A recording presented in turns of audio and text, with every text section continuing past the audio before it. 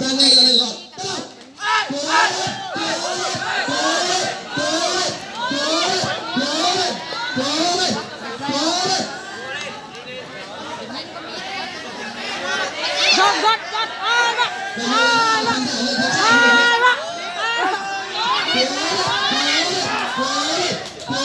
trên đất bám rồi, thoát dép hèn bám vậy. Về thoát dép.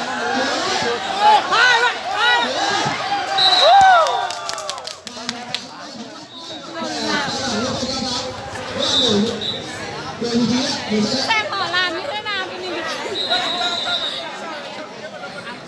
Con mình còn đấy bé, kéo vui thôi mà.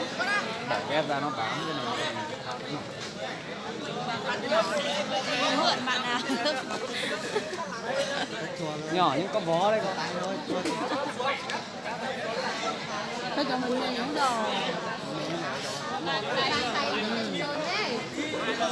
Tay anh mừng tè. chúng ta lấy mình chọn người và Tay bảy ăn á đi. tính điểm trận đấu thứ hai sẽ là trận đấu thứ hai sẽ là các cầu thủ của ô tô Kawaya, Toyota Highway và ô tô K7. Con đánh gãy rồi, đúng rồi. Nó còn lâu hàng nó sẽ cứ là còn lâu hàng nó kéo lên. Con chặt tà mới lên tầm. Các vận động viên chú ý, chúng ta nghe đây là được rồi. Các bạn khu ra tránh xa lại. Cái khu người ạ, các bạn tránh xa.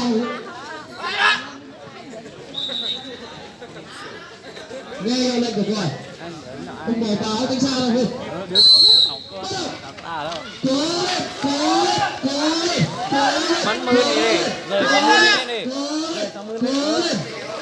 Có lọt rồi rời thấy này. Có sao thoát đeo.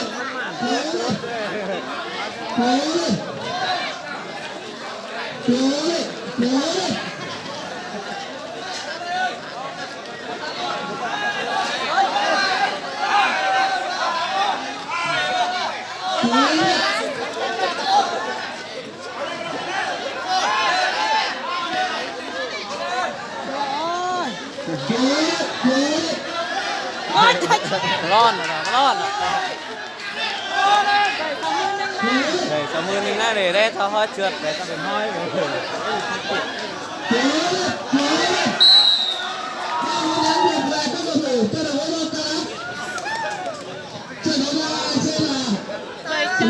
Giữa các vận động viên xây dựng K40 và K70